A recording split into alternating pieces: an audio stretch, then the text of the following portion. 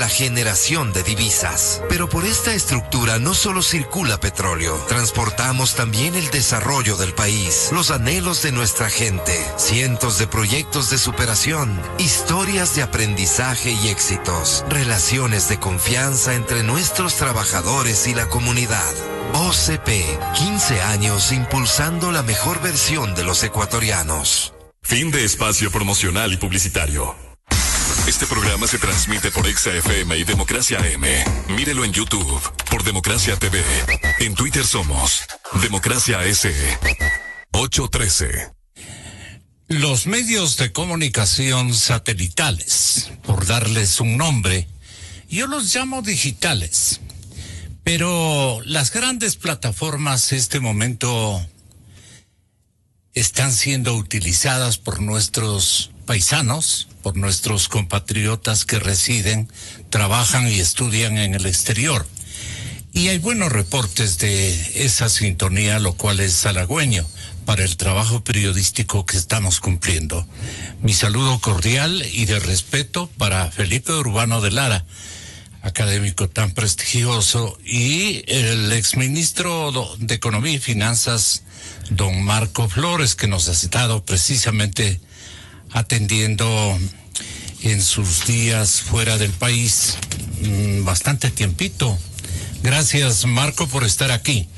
Bueno, ayer decíamos y advertían sus preocupaciones, por ejemplo, Augusto de la Torre, el ex jefe del Banco Mundial para América Latina, en contacto con la cadena Democracia, nos recomendaba acercarnos al Fondo Monetario Internacional para buscar financiamiento. Al presidente Macri no le quedó otra cosa y resolvieron, después de una dilatada reunión en Los Olivos, que es la zona donde los presidentes argentinos se radican, o por lo menos celebran sus principales conversas en esa finca que fuimos alguna vez, creo que contigo, Felipe, no, en alguna visita que realizó un expresidente.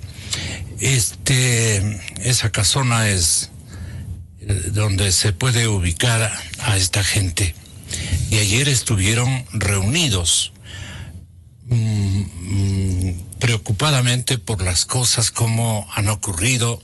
De la noche a la mañana se agravó la situación de Argentina.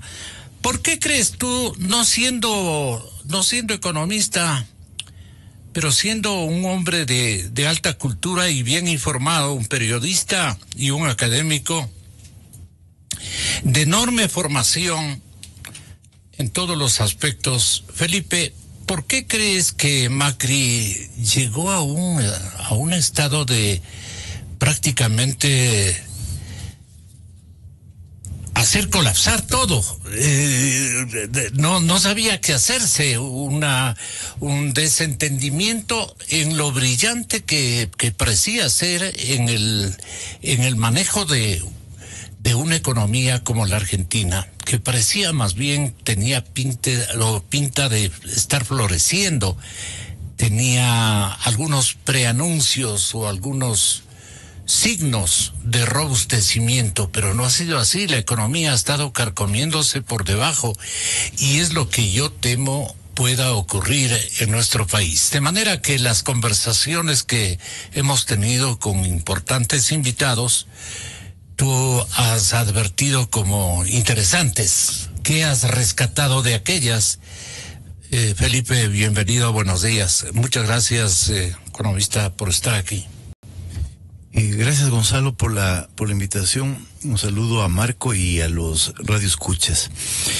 Bueno, yo he estado siguiendo el debate sobre el colapso del peso argentino en los últimos días.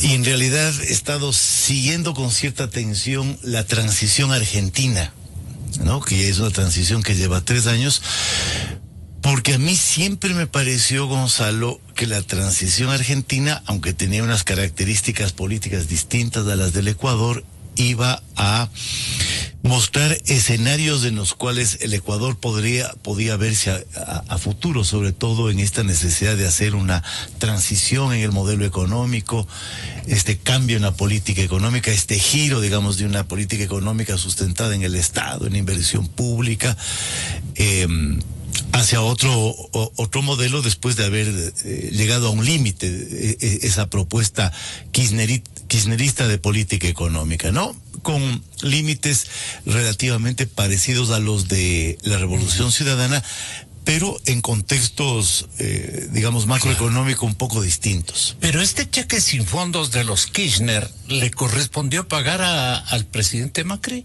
¿O no es así? O sea, Macri hereda una economía llena de desequilibrios, ¿no? De grandes desequilibrios. Por eso le califico macros, como ¿no? un cheque sin fondos. Con alto endeudamiento, alto déficit fiscal, alta inflación,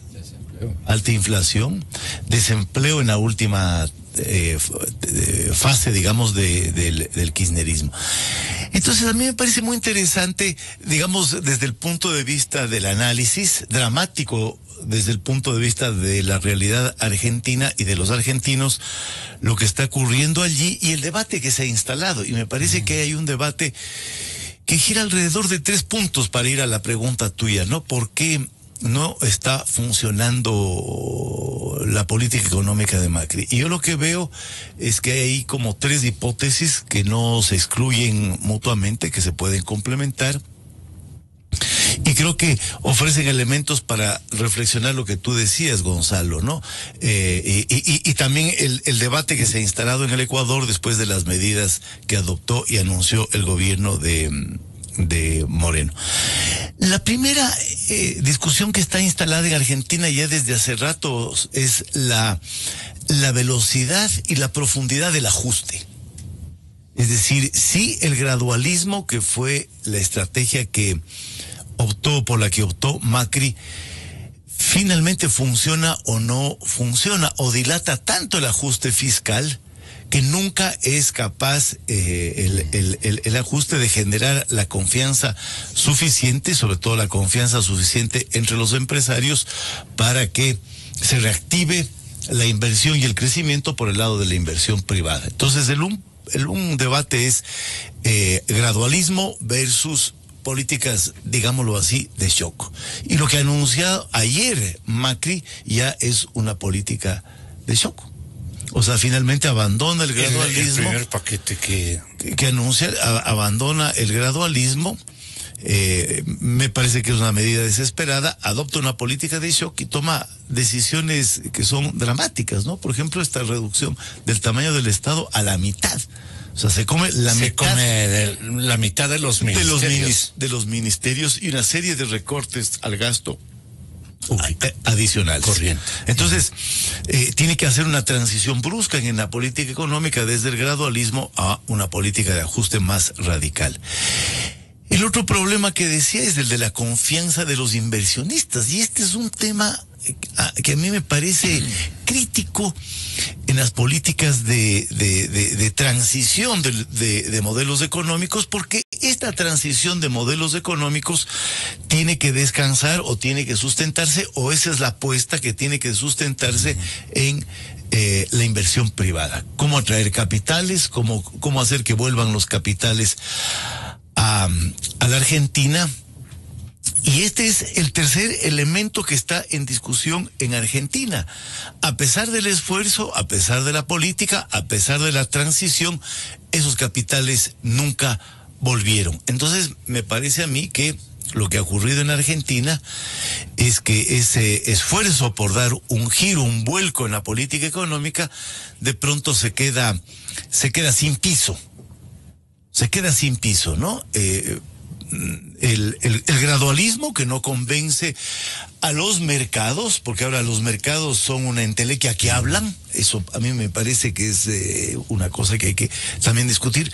No generan la confianza en los mercados, no viene la inversión y de pronto la economía cae en un vacío. Aparte, digamos, de los problemas que ayer se discutía en este espacio, en torno a las fragilidades del diseño de política económica en Argentina y que las planteó Augusto de la Torre.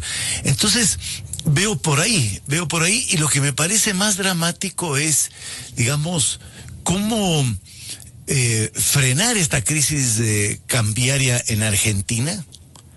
El acuerdo con el Fondo Monetario Internacional, que es un acuerdo enorme, no frena esa dinámica especulativa.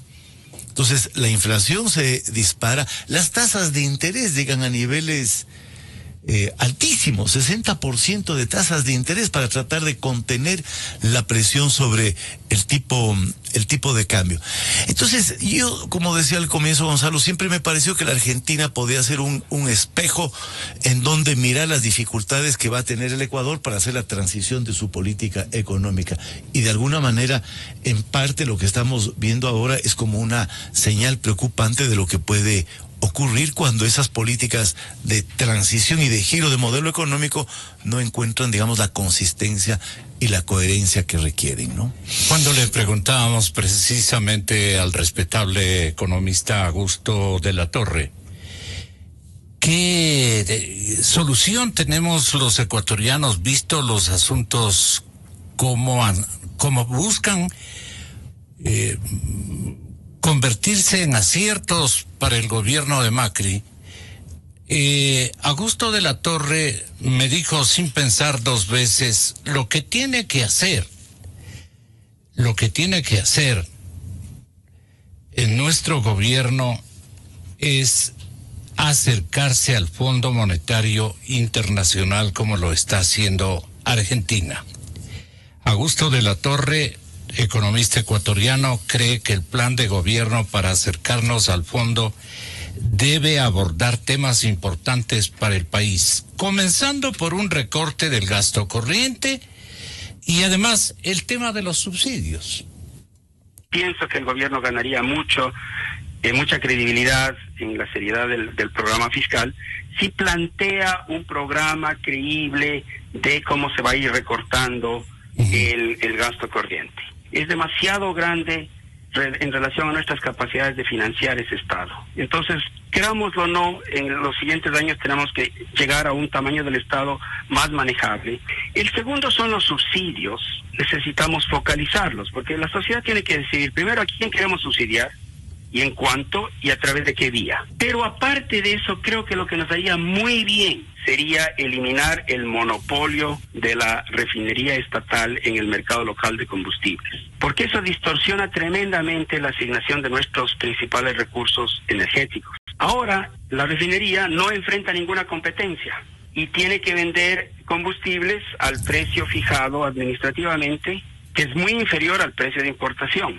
Para bajar los costos, la refinería produce pésima gasolina. Petroecuador tiene que forzadamente venderle al monopolio estatal de la refinería, tiene que venderle el petróleo a un precio muy inferior al cual podría exportarlo, comparado con el precio de exportación. Entonces se distorsionan los recursos tremendamente. Tenemos el subsidio metido en el precio. Las ganancias no solo serían fiscales y el programa fiscal se reduciría, sino que habría una ganancia muy grande de eficiencia en el sector energético, porque estaríamos exportando petróleo al precio de exportación y estaríamos vendiendo combustibles en el país a precios de importación. El Estado ya no tendría que importar gasolina, nafta y diésel como lo hace ahora a un precio de importación para venderlo en el país a un precio mucho más bajo. Esto es. Ayer hablaba Vilma Salgado también en el internet. Ella fue ministra de Finanzas, inclusive, porque la doctora Vilma ha sido muchas cosas. Pero, bueno, pues vale la pena atenderla, seguramente escucharla y convencerse de que ella tiene la razón. ¿En qué? En que las remisiones, o sea, el perdón de los pagos impositivos, han sido como muy agenciosos, muy dilapidados. Las remisiones han sido sustanciales para grupos económicos que no tenían razón de ser, de alguna manera, dice ella, perdonados en su obligación de tributar, pues. Y entonces ahí dio una lista más o menos significativa. Si está la señora, si está la economista, perdón. Porque doña Vilma estaba como planteándose como que quiere dar a conocer estas novedades. Como ministra. Sí, que estas no. Somos terribles los periodistas.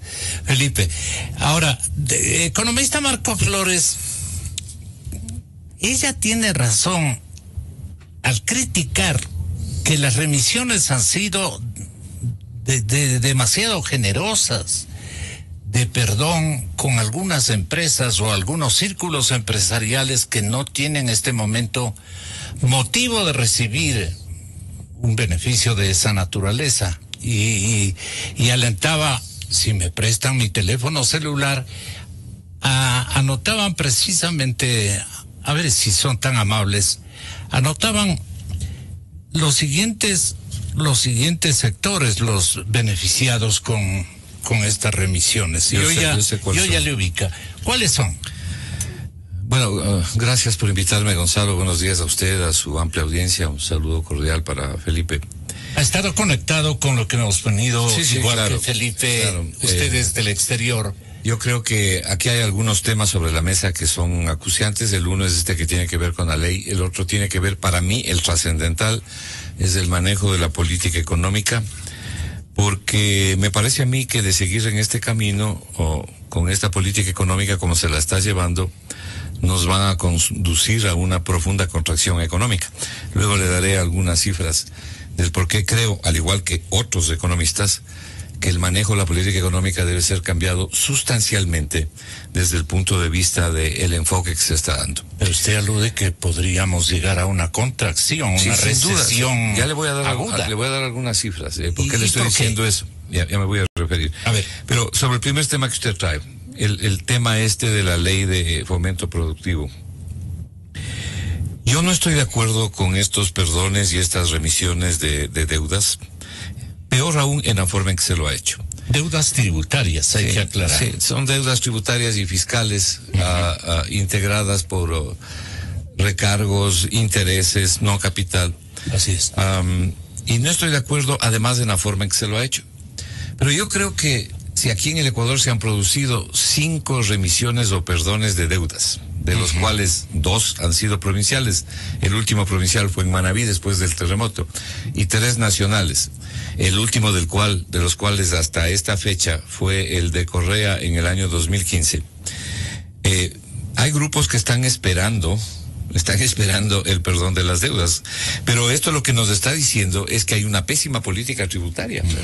El Estado también es culpable de lo que ha ocurrido, no ha pagado a proveedores, ha generado unas políticas tributarias que ha liquidado empresas y ha liquidado también la economía familiar de mucha gente.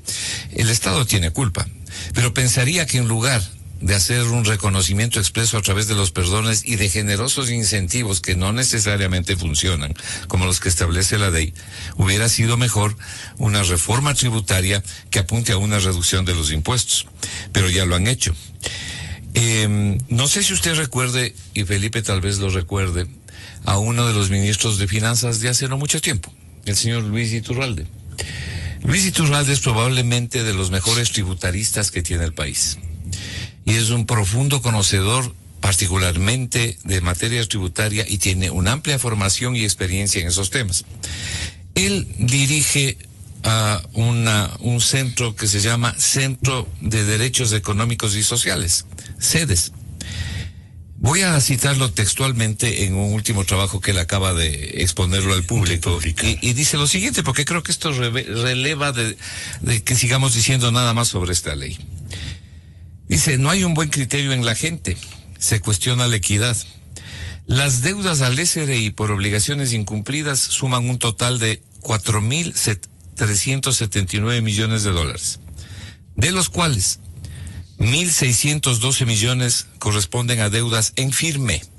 1.612 millones son deudas en firme, es decir, deudas reconocidas que se encuentran fuera de litigio. Estas son deudas confirmadas.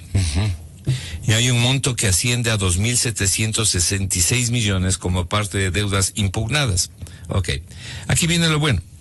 De la deuda tributaria total, dice Iturralde, de la deuda tributaria total, más del 50%, es decir, 2.228 millones de dólares, corresponden a deudas de 170 grupos económicos más importantes del país, entre los cuales, de estos grupos, 25 concentran un total de pagos incumplidos de más de 2.000 millones de dólares. ¿Le parece correcto? A mí no me parece correcto esto. Entonces yo no puedo estar de acuerdo con la forma en que se dio este enfoque, más allá de que considero de que hay empresarios de buena fe que sí requerían la ayuda del Estado. Seguro. Y empresas de buena fe, no se puede tampoco generalizar. Pero este perdón indiscriminado que se ha hecho, me parece que es negativo. Pero Iturralde... parece que el señor Alarcón, presidente de la Cámara de Comercio de Quito y del consorcio de cámaras, ha dado las pistas a quien hay que ayudar, y ahí creo que el equívoco le pertenece a él. O la viveza criolla, no sé. No sé si, no creo que Patricio haya hecho eso, pero en todo caso, toda esta información está colgada en la página web del SRI. Pero él dio la lista, Marquito. Bueno, pero está en la página web del SRI, eso aquí no hay nada que inventar, ¿no? Ni lo que está diciendo Vilma Salgado, ni lo que dice el señor Iturralde. Y él añade y dice, actualmente alrededor del 90% del gasto tributario, Gonzalo, 90% del gasto tributario, surgido por otro tipo de exoneraciones de tributos, están dirigidos al 10% del decil más rico del país. Si esto no nos conmueve, no sé qué nos pueda conmover. Entonces, lo lógico es pues una reforma tributaria que deje de presionar con la carga fiscal para que las empresas puedan trabajar y recobrar su competitividad. Pero bien, esto no se ha hecho. Le estoy citando lo que están diciendo algunos especialistas en realidad, ¿no?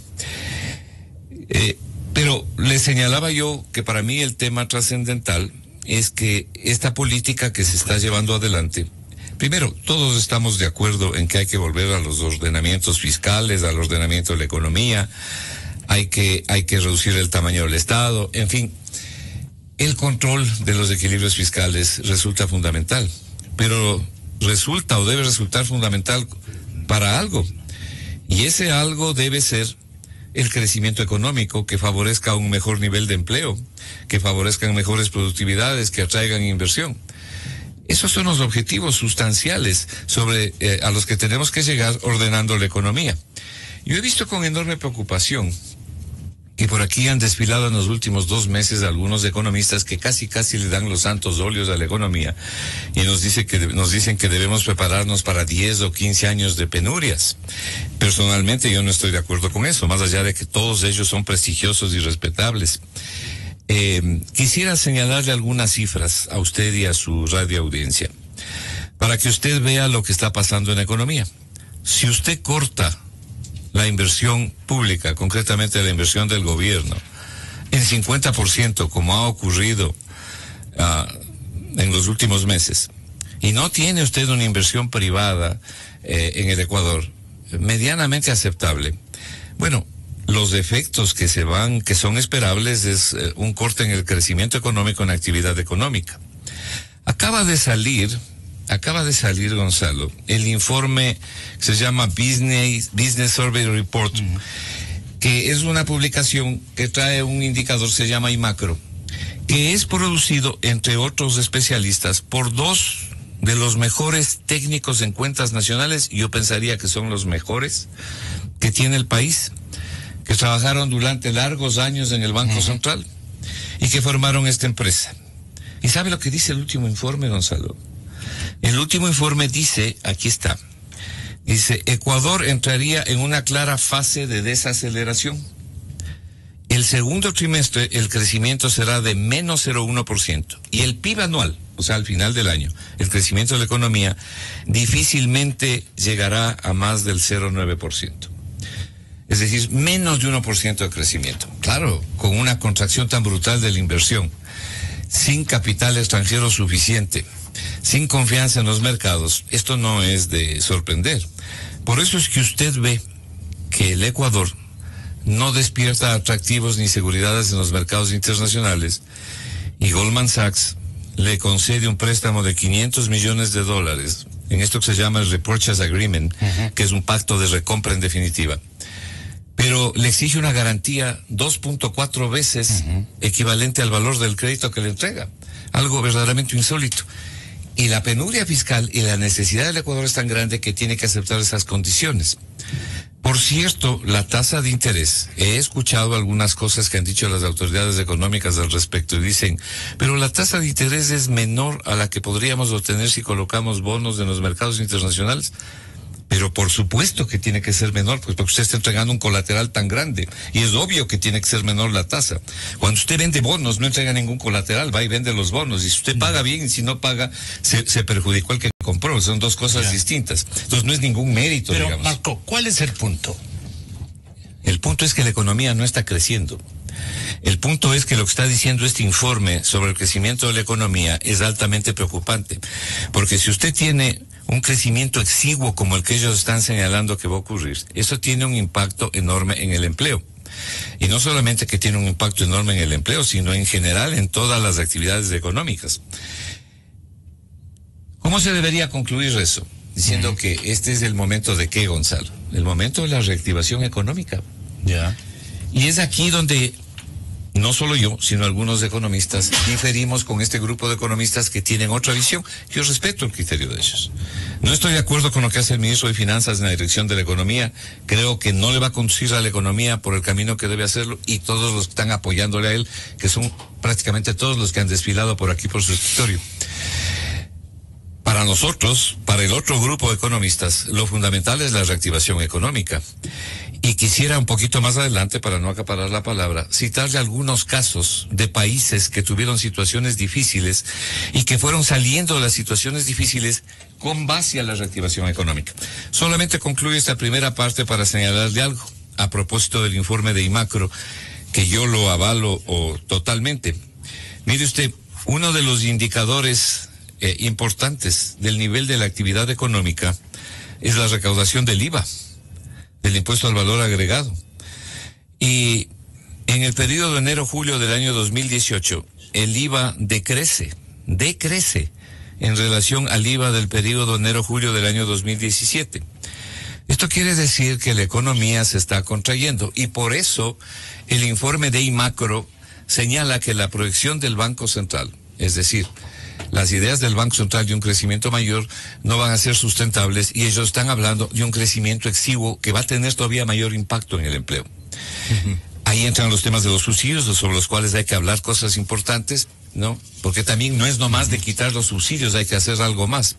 Pero en lo fundamental, le decía, nosotros diferimos de este grupo de economistas, a quienes les envío mi saludo respetuoso, algunos incluso son mis amigos.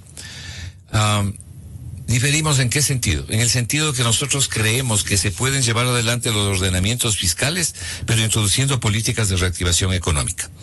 Como lo hizo en los últimos tiempos, para citar un ejemplo nada más, y luego ampliaré la información, Portugal, que es un ejemplo a mirar y a seguir.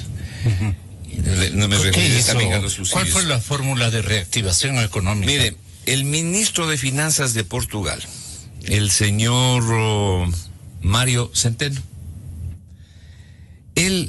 a él le llaman el mago suave, y en Portugal le dicen el Cristiano Ronaldo de la economía.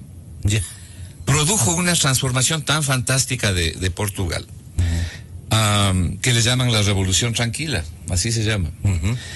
¿Qué méritos hizo? Ya le voy a señalar que este caballero incluso fue nombrado, después de que al principio lo despreciaban, fue nombrado jefe del Eurogrupo. El Eurogrupo en la comunidad europea es el que vigila el destino de la moneda común. Bueno, él lo primero que hizo fue bajar los impuestos y abrir las puertas de Portugal a la inversión. El secreto de Portugal es la inversión. Fíjese, por ejemplo, empresas se están estableciendo ahí. Google, Amazon, artistas de cine multimillonarios como Madonna, por ejemplo, se han establecido ahí por las ventajas del tratamiento fiscal y tributario. Cambió sustancialmente el nivel impositivo en Portugal, y eso produjo una una migración de capitales. Para que usted tenga una idea. Se tornó un escenario atractivo de inversiones. Extraordinariamente atractivo, y eso le ha ido sacando a Portugal del hueco, pues estaba en un hueco tanto como Grecia y parecido al de Italia. 10 millones de personas hay en Portugal. Y el Producto Interno Bruto de Portugal es más del doble del ecuatoriano. Más del doble del ecuatoriano. Perdone, para combinar impresiones, ¿cuáles son los elementos que nos perjudican o los signos que para los inversionistas nosotros, Felipe, estamos ofreciendo como un escenario complicado para las inversiones? Dicen unos, cuando quieren ser favorecidos con determinadas políticas que buscan que sean rediseñadas por el gobierno de turno, en el caso que nos ocupa. Porque el presidente Moreno ha dado disposiciones en la persona de José Augusto Briones. Este caballero es secretario nacional de Planificación y Desarrollo, o sea, de la CEMPLADES, ¿no? Este señor Briones le ha pedido al presidente Moreno que le dé un tiempito para cambiar los ejes del manejo de la reingeniería del Estado, para que cambiemos de ruta en algunas cosas. Se ha hecho un análisis normativa de leyes nacionales, esto dice el señor Briones. Se ha hecho un análisis normativo de leyes nacionales y acuerdos internacionales. De allí se ha elaborado un decreto ejecutivo que brinda pasos institucionales y es el punto de partida para lo que queremos hacer. Un país donde los inversionistas encuentren una acogida estupenda por el lado del aliento tributario, seguramente, por una legislación adecuada para que haya confianza. Lo que siempre hemos oído desde que somos niños en el periodismo, ¿no es cierto?, que las ventajas comparativas de nuestro país para los inversionistas es la llave maestra con la que todos los países han cambiado. Y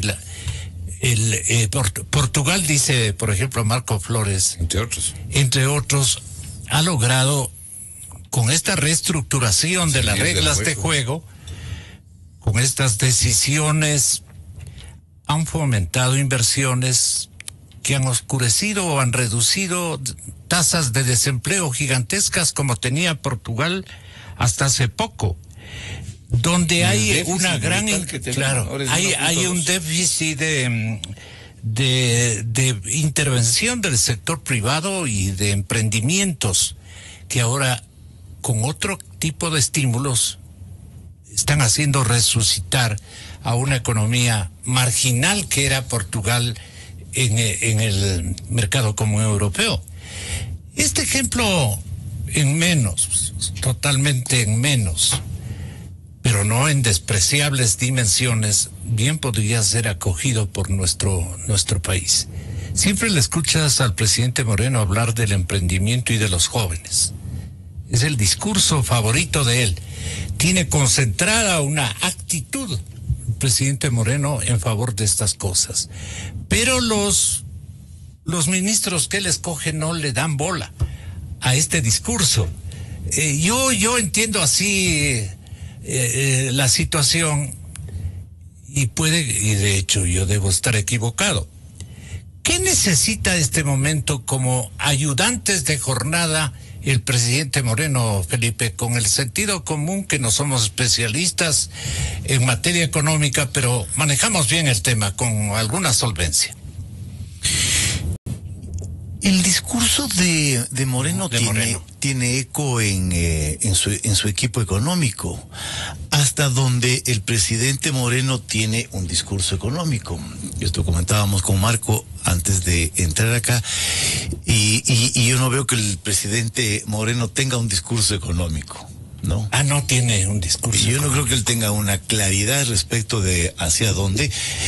Creo que tiene unas ideas generales del giro, del cambio, de la transición de modelo económico, pero no entra en profundidades. Pero, digamos, no creo que su equipo económico no se esté haciendo eco de lo que él aspira para la economía. Se está haciendo eco hasta donde, insisto, el presidente Moreno tiene una visión de la economía.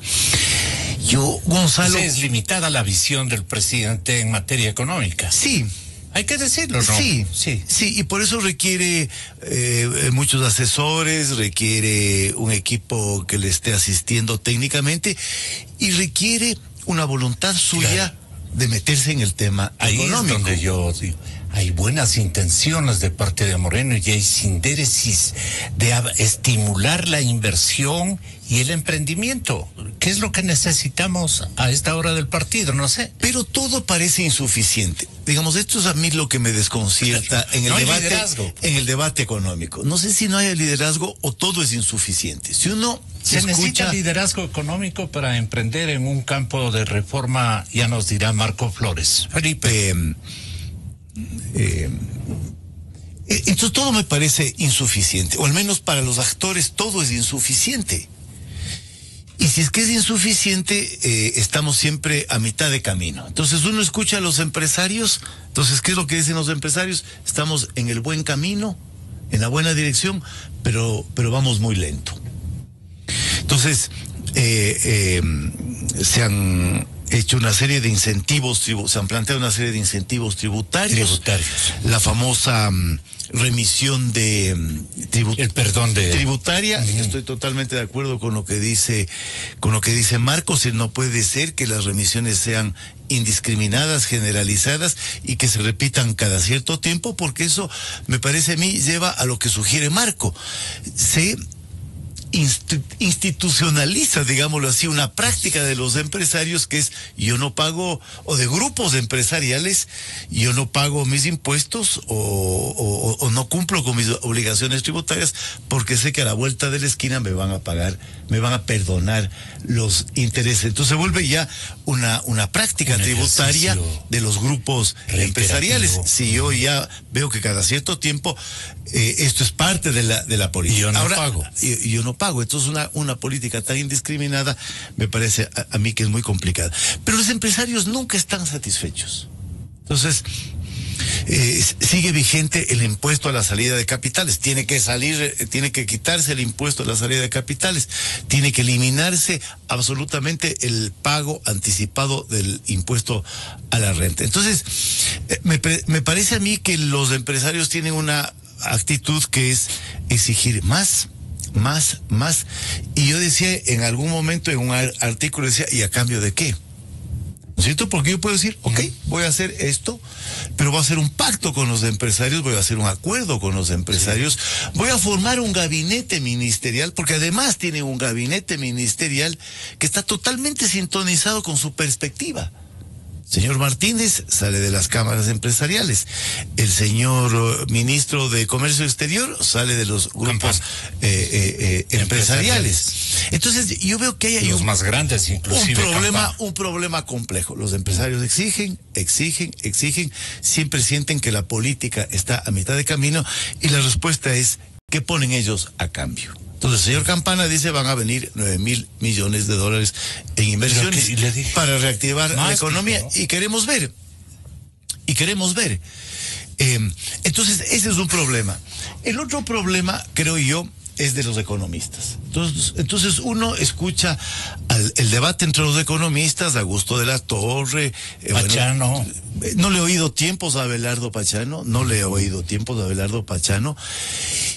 y tiene más o menos el mismo discurso. Estamos a mitad de camino. ¿Sí? Estamos muy lentos en el ajuste. Y tampoco les satisface el ajuste que viene haciendo el gobierno. Y yo creo que el gobierno viene haciendo un ajuste enorme. Sí. No sé si en la línea correcta, esto habría que discutir ahora con Marco, porque Marco dice, recortan 50% de inversión pública. Permíteme, Felipe, este momento privada lo he ubicado. Sin inversión privada, o sea, no hay la contraparte del giro en el modelo que es la inversión privada. Recorte del 50%.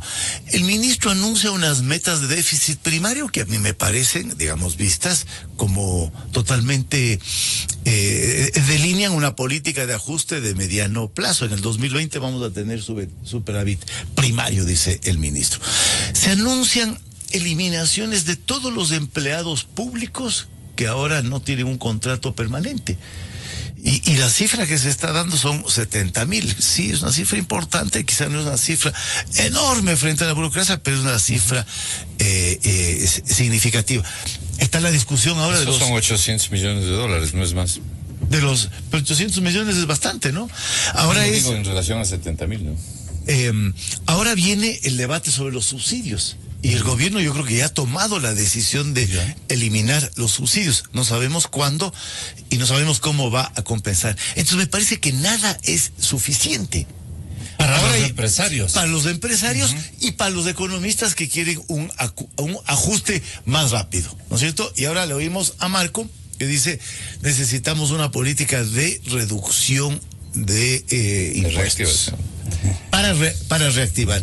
Y eso supondría que esa política es la que va a atraer a los inversionistas privados. Cuando yo veo el problema de Argentina, digo, ¿dónde están los inversionistas privados? ¿Qué es lo que es? Y no tengo respuesta a lo que tú me estás preguntando, porque lo que siento es que toda exigen, pero ellos no ponen nada. Y todo es insuficiente. Así es. Y todo es insuficiente. El drama es y me parece que en el fondo es un problema que no sabemos bien cómo funciona la inversión privada, cuándo se mueve la inversión privada, cuándo se mueve la inversión privada a Portugal, porque una cosa es decir, no hay indicadores, no sí hay indicadores, pero la inversión privada es una cosa que se ha vuelto tan compleja en un mundo global, ¿no es cierto? Y lo que está pasando ahora en Argentina muestra eso. Todas las medidas de Macri no han sido suficientes. Fíjate, tampoco han sido suficientes para atraer la inversión extranjera y nacional. La apuesta de Macri y la economía argentina hoy. ¿Y algo de eso no está pasando aquí? Yo me temo que eso pueda pasar y que por lo tanto... Que nos ofrecen invertir...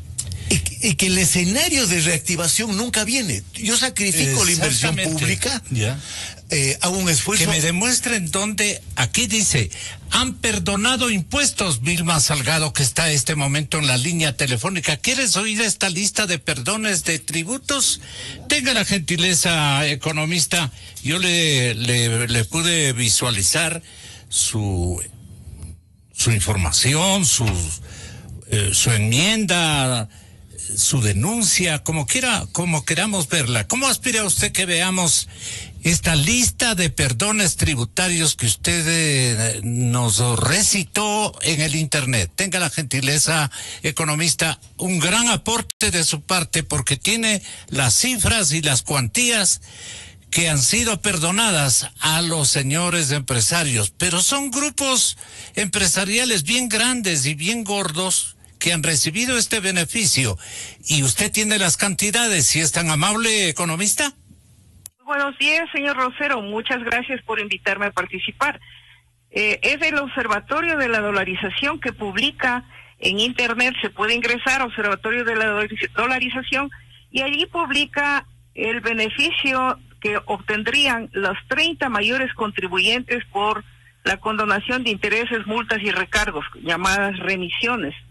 Allí se puede simplemente sumar, si se suma a cuánto asciende o ascendería este beneficio, es a $1,155.5 millones, solamente de las 30 principales beneficiarias, mayores beneficiarias. ¿Quiénes son las beneficiarias? De esta remisión. Está encabezada por las empresas petroleras. Andes Petroleum del Ecuador tiene una deuda de $396.2 millones y se le perdonarían por intereses, multas y recargos $228.3 millones.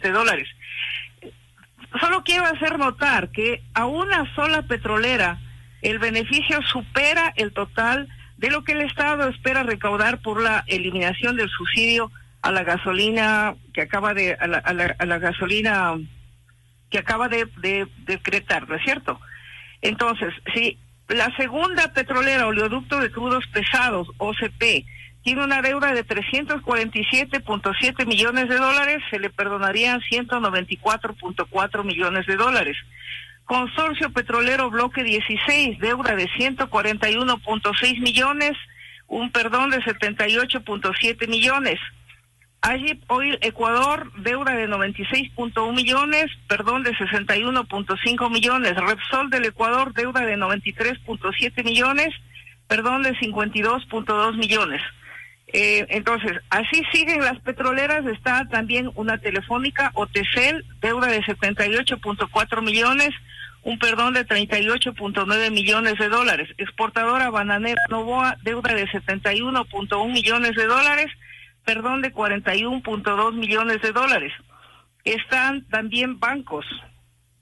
Tenemos aquí al Banco Pichincha, debe 39.6 millones, se le perdonarían 18.3 millones. Banco de la Producción debe 29.3 millones, se le perdonarían 14.9 millones. Banco de Guayaquil debe 6.3 millones, se le perdonarían 3.9 millones de dólares.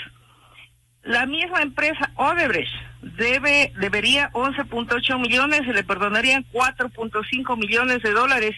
Y en la lista está inclusive el señor Alex Bravo, exgerente de Petroecuador, poseedor de cuentas de paraísos fiscales, como la mayoría de estas grandes empresas, que debe 6.3 millones, se le perdonarían 3.9 millones.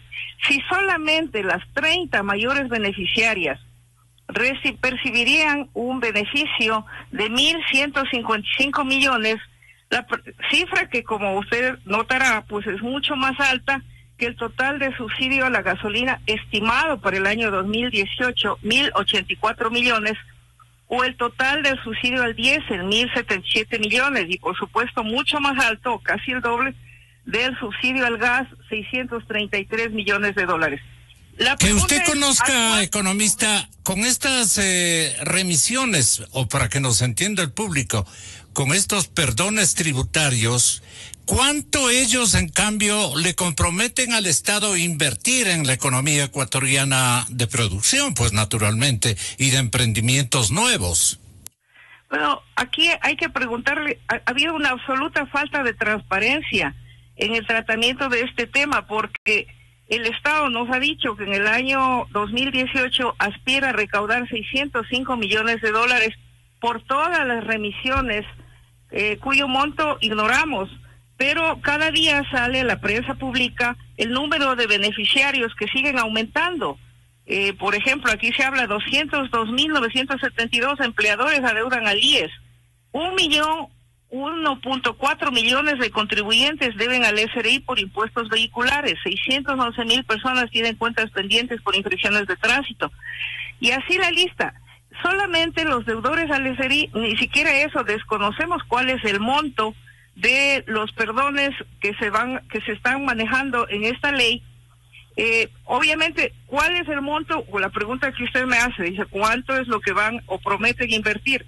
Bueno, todos los economistas sabemos que la inversión privada solamente se realiza en función de la rentabilidad que espera obtener, y que la rentabilidad, normalmente las empresas invierten cuando la economía está en crecimiento, es decir, eso es lo que se llama ser procíclico. Cuando la economía está en crecimiento, las empresas invierten porque nadie invierte a pérdida. Y el paquete de medidas que así como se están manejando, son recesivas. Y no se ha tomado, y no les he escuchado a ninguno de los economistas opinar, por ejemplo, sobre las tasas de interés que siguen vigentes en el Ecuador. Y al respecto quiero mencionar, no hay riesgo de inflación y no hay riesgo de devaluación. Estamos dolarizados y estamos en deflación durante los últimos 11 meses, con problemas de colocación de su producción que están enfrentando sobre todo la industria textil, la industria del calzado, ciertos productores agrícolas, como se lee todos los días la información de prensa que nos reporta estos problemas. Le agradezco muchísimo a nombre de la audiencia de la cadena Democracia por estas valiosas informaciones. Reacciones de mis invitados en el estudio de la cadena Democracia. Felipe Urbano de Lara. A mí me toca, diablo.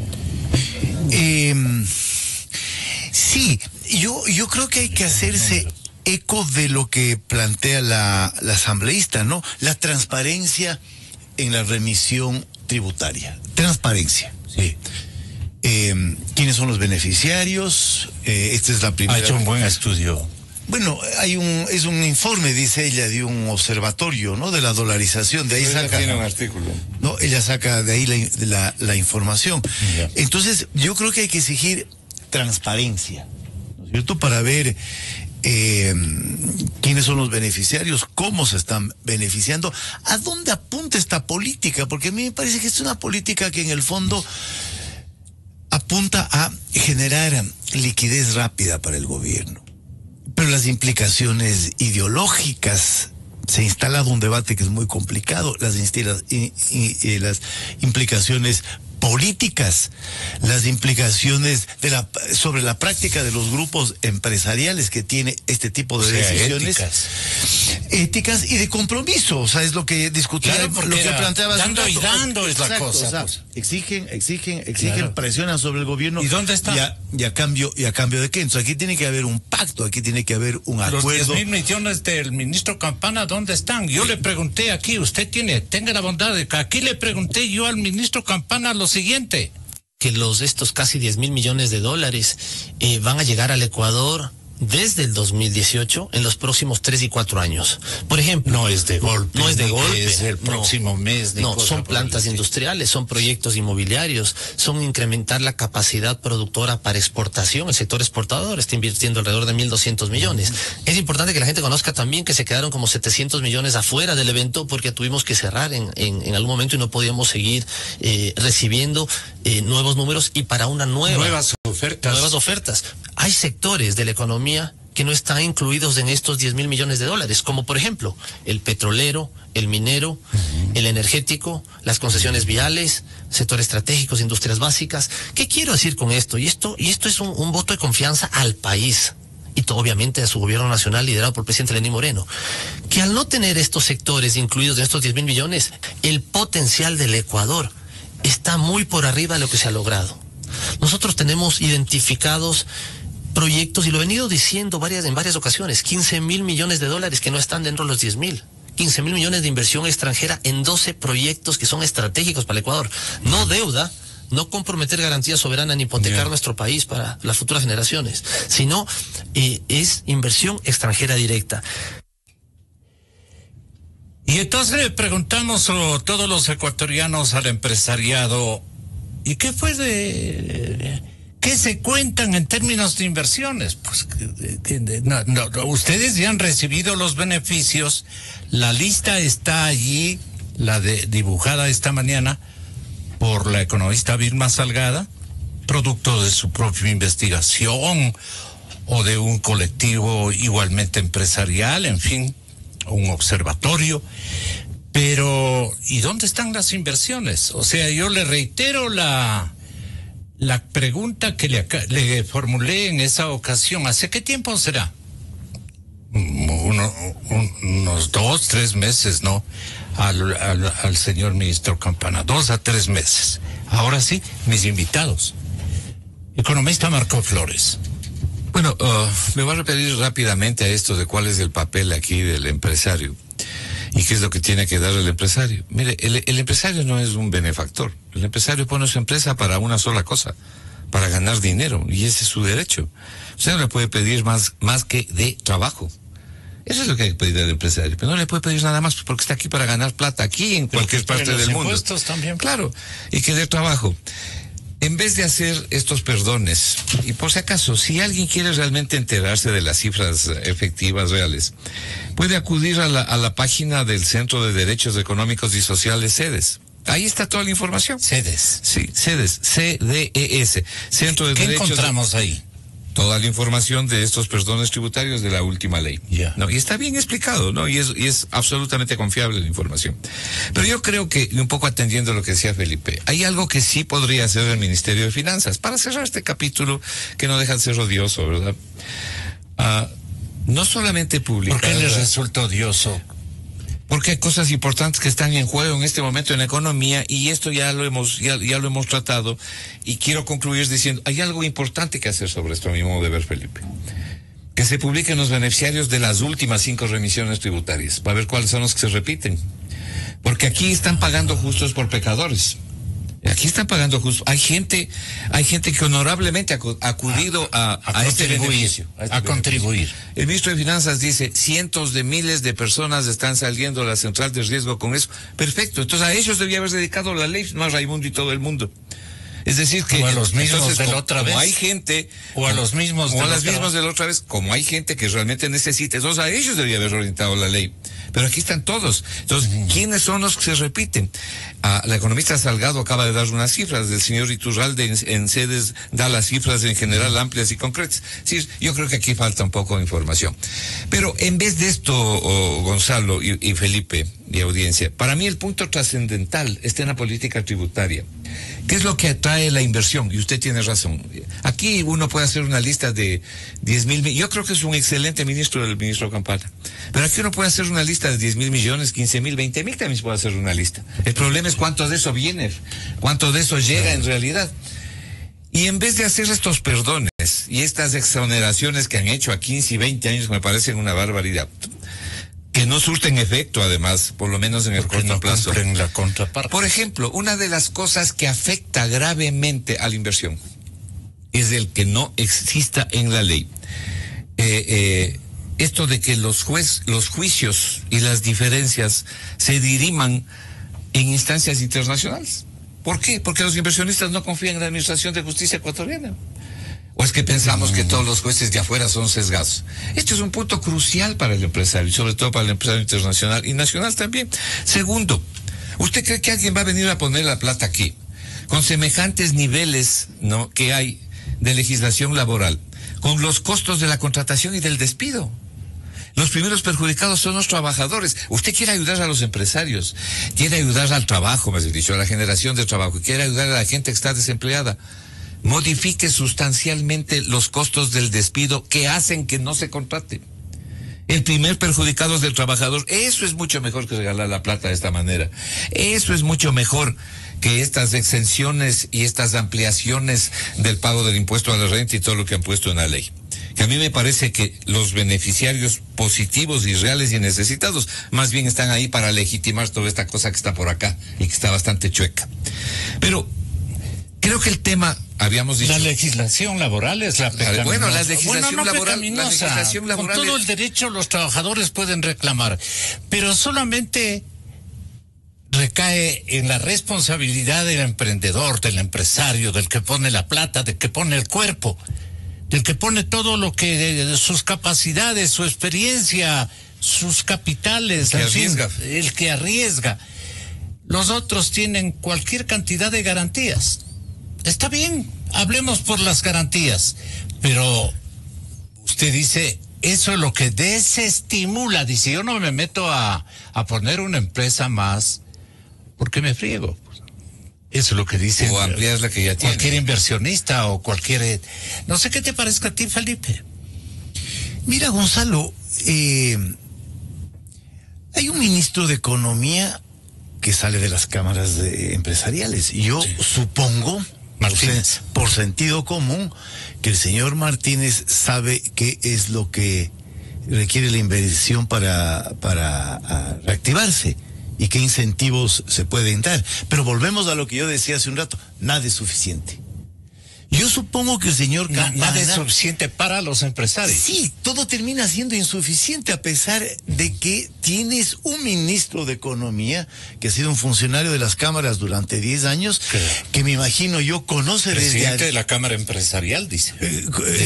Me imagino que conoce desde adentro las demandas de los empresarios, los problemas de los empresarios, las dificultades de los empresarios y empieza a remover esos obstáculos, pero nada es suficiente. Hay un ministro de Comercio Exterior, señor Campana, que también tiene una experiencia amplia en el mundo empresarial. El discurso, me parece que toda la política del gobierno se ha volcado a redefinir el modelo, pero nada es insuficiente. Entonces falta que lo de los jueces, que lo de los tribunales, y a mí me parece que hay otros problemas que yo tengo que empezar a trabajar un poco, porque sí, está bien, el empresario gana plata, y es lo que quiere, ganar plata, ¿no? Pero un mundo tan globalizado en donde los mercados están dando las vueltas, ¿no es cierto? Yo creo que habría que trabajar un poquito el caso argentino para ver qué pasó ahí, ¿no? Si se dan las condiciones y los capitales no regresan. Entonces a mí me parece que a veces los economistas dicen todo está inventado, es cuestión de unas fórmulas, y yo creo que no es cuestión de unas fórmulas, es un tema más complejo. Entonces estamos apostando a los empresarios, apostando a la inversión privada, y no llega la inversión privada. Y la inversión privada probablemente esté en Miami, probablemente esté en Portugal, pero no está aquí y no va a venir acá. ¿Por qué? Creo que pegaste centro, compañero. Pero ¿por qué no se fija lo que está pasando en Perú? Marco Flores. ¿Qué pasa en Colombia? ¿Cómo ha llegado la inversión ahí? Mire, yo en esto voy a salir en defensa del ministro Martínez. Yo no estoy de acuerdo con la política económica de él en el sentido de no buscar una reactivación económica. Pero ahora voy a salir en defensa de él para señalar lo siguiente. Es probable que Martínez sí haya señalado o haya pensado, incluso haya propuesto, por ejemplo, estructurar mejor la legislación laboral. Es muy probable. Yo creo que él tiene clara la película en eso, por lo menos de lo que le he escuchado. De los empresarios. Perdóname. Él representa al pueblo ecuatoriano, fundamentalmente en su condición de ministro de Economía y Finanzas. Por supuesto, pero digo, es probable que él incluso haya pensado, probable que incluso haya propuesto eso, probable que incluso haya querido introducir legislación para que las diferencias tengan laudos internacionales o se difieran internacionalmente. Es probable, pero la pregunta es, ¿y el gobierno le ha dicho que sí? ¿El gobierno le ha apoyado? ¿El gobierno realmente le está apoyando en lo que hay que apoyar? Sí, a lo mejor no le han apoyado. A lo mejor no le han apoyado. Pero volviendo al tema que toca Felipe, todos los índices que tienen que ver o que son el resultado de encuestas de los empresarios aquí y en todas partes del mundo, le dicen, ¿qué necesita usted para invertir? Bueno, primero necesito que haya competitividad. Es decir, que la producción no tenga unos costos exagerados para yo poder competir mi producto con los otros. Es decir, entrar en la competencia. Segundo, también necesito, y esto es clave, Felipe, competitividad tributaria, no solamente productiva. Porque en un mundo globalizado, si la competitividad tributaria del Ecuador es muy alta, la plata de la inversión se va para otro lado. ¿Por qué cree usted que se ha ido para Perú? ¿Sabe usted cuál es el arancel promedio plano en el Perú? 2%. ¿Sabe cuánto es en el Ecuador? 11%. El arancel en Chile no llega al 6%. Mire lo que tenemos en el Ecuador. ¿Y la política de subsidios? Bueno, el subsidio... Por ejemplo, el subsidio al diésel. El subsidio al diésel. El fondo de subsidio a los combustibles. Entendido por Fausto Ortiz, su ex colega como ex ministro de Economía y Finanzas, anotaba lo siguiente Fausto Ortiz en el 9. Si es tan amable operación, ¿cómo se llama su operación? Instantánea, es rapidísimo el hombre. Sabemos que son 33 millones de galones de diésel que se consumen en el mercado local. 66 millones de esos, 66% de esos 33 millones de barriles, son barriles, están en el tema de transporte público. El 9%, casi el 10% está en el tema eléctrico, el 6% en lo que se llama naviero o marino y el 20% en el tema industrial. ¿Cuánto finalmente es lo que está con subsidio? Porque me dicen, por ejemplo, que buena parte del tema industrial ya está a precio internacional. Es decir, el fuerte, estamos hablando del subsidio en el campo de transporte y muy poco en el tema que genera divisas, que es el tema marino. Hay que corregirlo, quizás hay que poner precio internacional, quizás hay que ver cómo se compensa y gradualmente, pero hay que ir a corregir la totalidad del problema, porque no ganó nada corrigiendo en algo muy pequeñito, como fue, por ejemplo, el ejemplo de la super, y dejar el resto igual, o sea, porque finalmente la solución puede ser más complicada que el problema que teníamos. ¿No viste, Flores? Bueno, yo creo, no me refiero a Fausto, pero yo creo que en general las autoridades económicas tienen que comenzar diciendo las cifras correctas del tema subsidio. Yo he oído algunos, ¿no?, que dicen que son 3.000 millones de dólares. No es verdad. Aquí está el cuadro, vea. Fuente Banco Central del Ecuador, Observatorio de la Política Fiscal. En los primeros 6 meses, ahora con el petróleo alto, enero-junio del año 2018, el subsidio, el total de derivados, esto es nafta de alto octano, diésel, gas licuado de petróleo, es 900 millones de dólares. Bueno, si se mantiene el precio más o menos estable, que difícilmente subirá, hablaremos de 1.800, no de 3.000, para empezar. Felipe hacía una pregunta que me parece que es la pregunta correcta desde el punto de vista de la ciudadanía. ¿Y cómo quieren reactivar la economía? ¿Qué es lo que hay que hacer para reactivar la economía? Y dice él, creo que con razón, nunca les dé suficiente nada. Yo creo que en el campo de los empresarios están bien identificadas las cosas que se requieren, no necesariamente para que amplíen la inversión, sino para que vengan más inversionistas y no se vaya la plata. Algunas ya les he expresado, las que hace un momento mencioné. ¿Usted cree que la plata de los inversionistas locales se va más bien a buen recaudo en el exterior y ellos lo que trabajan es con inversionistas internacionales? No, hay gente que sí pone su plata, pero yo estoy tratando de pensar en gente que podría venir de afuera, instalar negocios aquí, como lo que ha ocurrido en Perú, en Bolivia, gracias al ministro de Finanzas, Carlos Alberto Arce Catacora. Sí. ¿No? Bueno, usted tiene ahí, usted puede verlo en Bolivia, las concesiones que se han dado y las empresas que han venido por cantidades desde el exterior, ¿no? 15.000 millones de dólares de reserva, ¿no? Nosotros tenemos reserva. Bueno, le decía, entonces, ¿qué hay que hacer, no, para reactivar un poco lo que señalaba Felipe? Hágale una pregunta usted al señor ministro de Finanzas, porque ayer ya mi amigo Fausto Ortiz decía que se sentiría cómodo subiendo unos 2 puntos el IVA.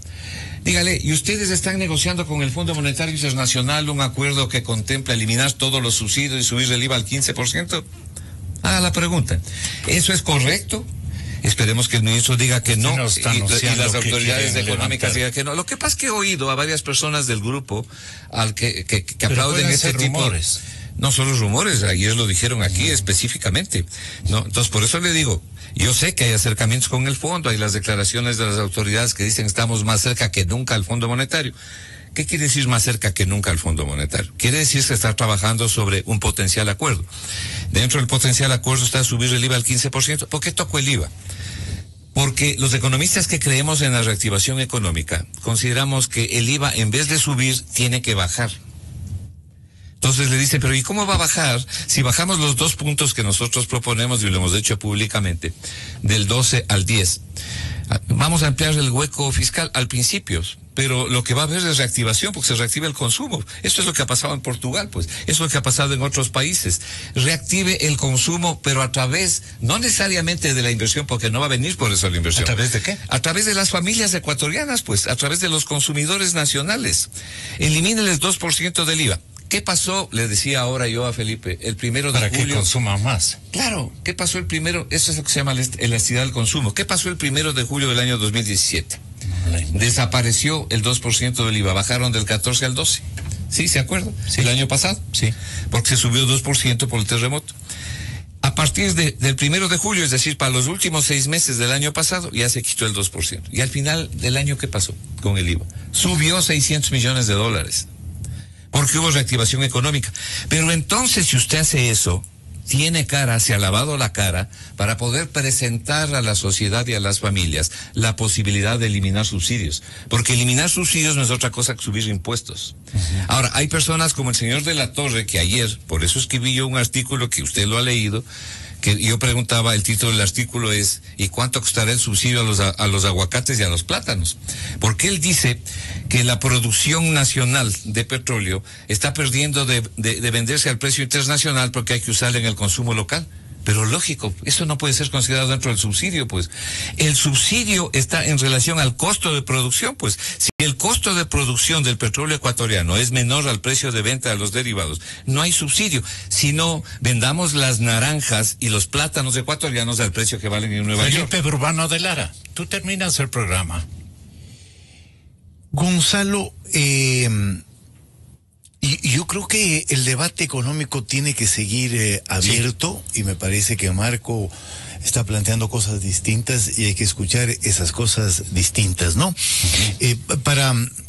Celebrando lo que ha ocurrido con Portugal, porque ahí hay una demostración de una coyuntura. Solo Portugal.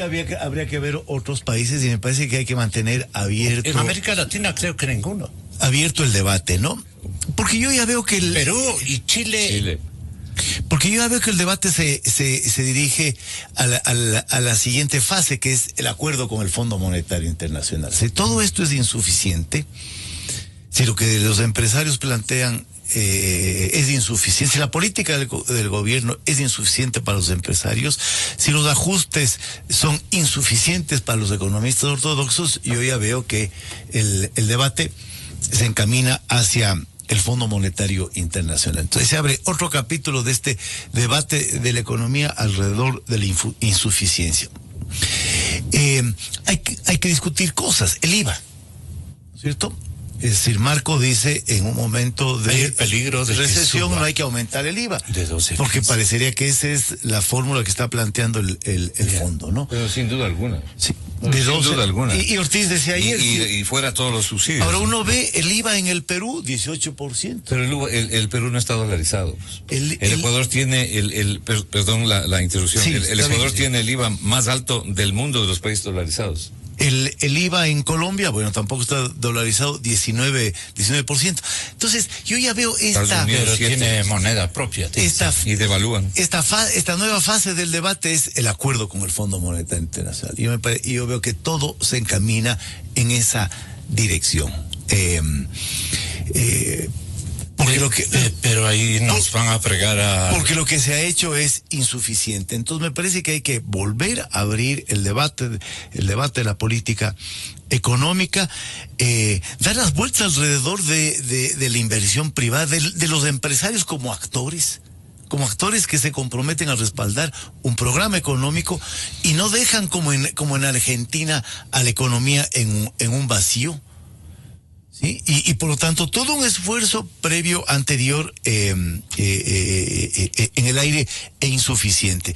Entonces, yo me alegro de haber tenido esta conversación, de haber participado un poquito en el debate económico desde otra perspectiva. Muy solvente. Y lo Felipe. que yo diría, Gonzalo, es eso, mantener abierto el debate, ¿no? Porque hay mucha ideología alrededor del debate económico, aunque algunos economistas, no todos, no quieren reconocer esa perspectiva desde donde están hablando respecto de la economía. Así es, la perspectiva tiene que ser pragmática y acercarnos a la coyuntura.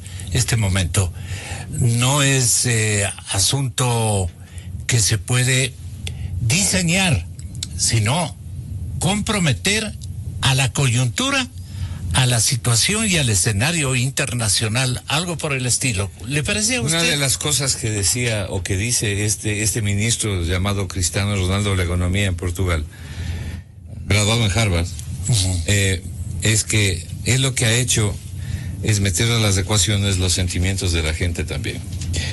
Y yo quiero añadir una cosa muy rápidamente. A ver, esto me suena bonito. ¿Cómo es eso? Es decir, la economía no puede olvidar que se legisla económicamente para seres humanos. Señor Briones, eso es lo que está diciendo. esto. Y las políticas tienen que definirse en ese sentido. Usted tiene aquí en el país, perdóneme, tiene 25% de la población pobre, el 25% de toda la población total. Tiene 10% viviendo con menos de $90 al mes, ¿no? Es el ingreso por persona. Tiene el 10% de la población en pobreza extrema. Personas que viven con menos de 45 o $47 al mes. No hay que olvidarse de eso. Hay un aspecto que es fundamental, Felipe, respecto a lo que tú decías. Que aquí el presidente tiene que jugar un rol importantísimo. Claro. No es un observador y tiene que salir al país. Por ejemplo, ni puede ser tampoco un caritativo. Claro, una de las que cosas. Le agradezcan los viejitos ni cosas por el estilo, sino una cosa súper pragmática, que se acerquen las cifras a las decisiones. Una de las cosas que dice este ministro Centeno de Portugal, dice, el presidente de la República es clave en la reactivación económica y en las medidas económicas porque tiene que comenzar devolviéndole la esperanza y la fe a la gente. Si tú a la gente le dices, ustedes van a estar perdón la expresión, jodidos los últimos 15 años y todos los días le dices eso, la gente se va convenciendo de eso, se torna pesimista, trabaja menos, tiene debilidad incluso para actuar. Entonces, el presidente tiene que liderar esto, dice el ministro Muy bien.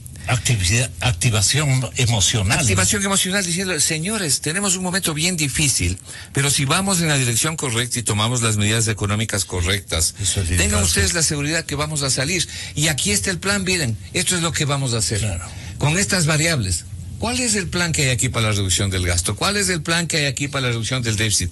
Pero sobre todo, ¿cuál es el plan y cuáles son los proyectos en cuanto al crecimiento del empleo y en cuanto al crecimiento de la economía, que es finalmente lo que tiene que hacer el milagro a Quito, ¿no? Y quitarle una cosa, un puñal que le han dado al presidente de la República, que es lamentable, ¿no? ¿Cómo puede ser posible que el presidente de la República tenga que tener el puñal de la modificación del precio de los combustibles?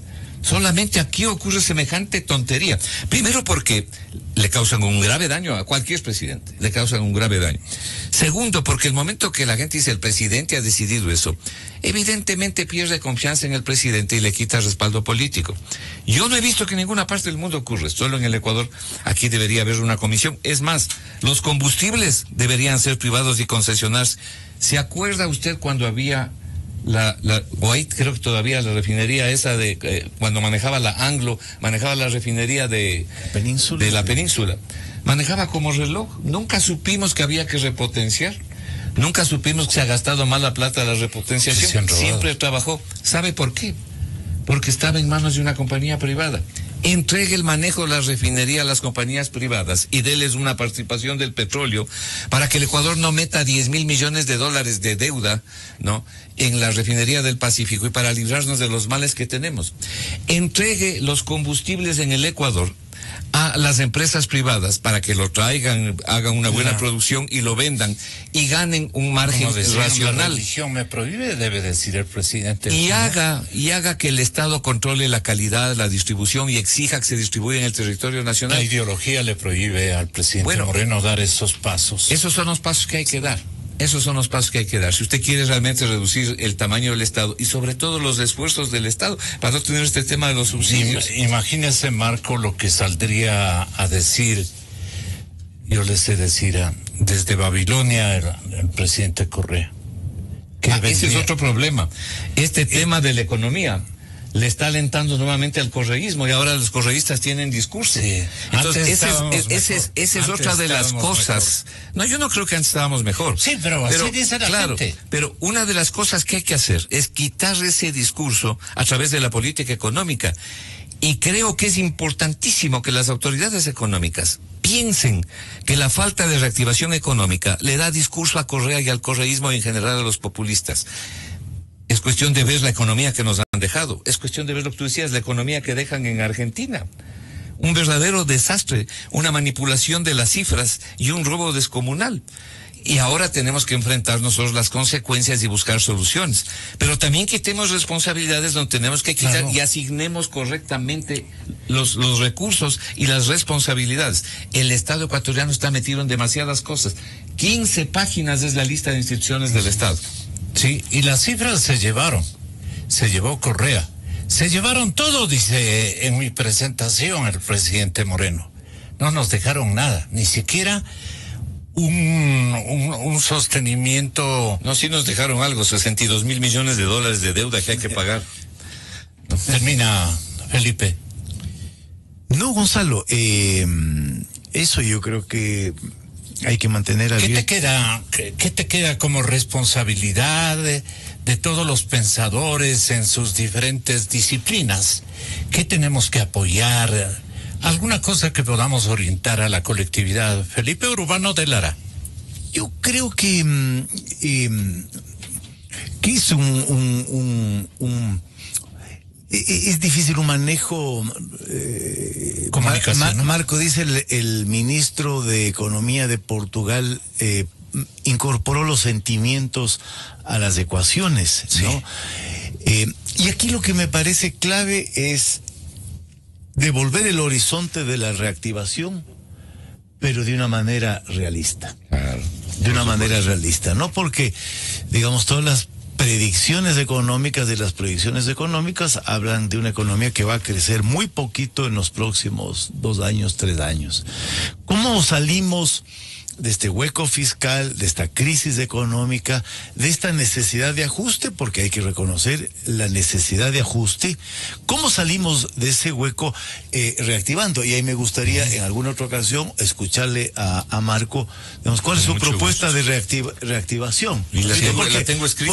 Porque lo que está planteando él es la política económica del gobierno nos está llevando a la recesión. Y lo que los economistas dicen es, después de la fiesta, después del despilfarro, viene el chuchaqui, y el chuchaqui en economía viene con recesión. Entonces, ¿cómo invertimos esa fórmula? ¿Cómo salimos de la fiesta a la reactivación? Que me parecería el mejor de los mundos, salir de la crisis, de todo este desbarajuste que dejó Correa, de todo este desbarajuste en precios, en subsidios, en manejo de presupuesto. ¿Cómo salimos de eso? ¿Cómo salimos del sobreendeudamiento a la reactivación? Eso me parece que es el tema crucial, ¿no? El tema crucial. Y no salimos, porque seguimos incluso endeudándonos. Bueno, pero ahí también hay una responsabilidad. Aquí tuvimos en este régimen ya 2 ministros, los 2 primeros ministros, que nos dieron nada más y nada menos 7.500 millones más de deuda, y eso de la deuda externa. Perdimos más de un año. Y ese año hubiera sido importantísimo y crucial justamente para el proceso de reactivación. Yo no digo que la reactivación sea fácil y que no tenga costos, pero que se puede hacer, claro que se puede hacer. Y no es solamente Portugal el que lo ha hecho, hay varios países que lo han hecho. Es decir, mi punto de vista, y con esto concluyo, es simplemente, no creo que la política económica debe concentrarse exclusivamente en el corte, en este caso del gasto de inversión, ¿no? Del gasto de inversión, que es brutal, porque no tenemos inversión privada para compensar. Entonces, lo que hay que hacer es generar políticas de reactivación adecuadas, y la mejor política es bajar los impuestos, no subirlos. Es decir, una de las propuestas que nosotros hacemos es bajar el IVA del 12 al 10%, nunca subirlo, y peor en una economía dolarizada. Pero esa es una, hay varias cosas más, Felipe. El gobierno del presidente Moreno, que algún rato se perfiló como el promotor de una alianza para provocar la urgente reforma para erradicar cualquier vestigio del correísmo y su esencia autoritaria y corrupta, está perdiendo esta oportunidad. No le vamos a dejar, presidente Moreno, que lo pierda. Tiene que aprovecharla, descorreizar. Falta mucho trabajar e insistir sobre ese recambio. Señoras y señores, hasta mañana. Buenos días. El llamado está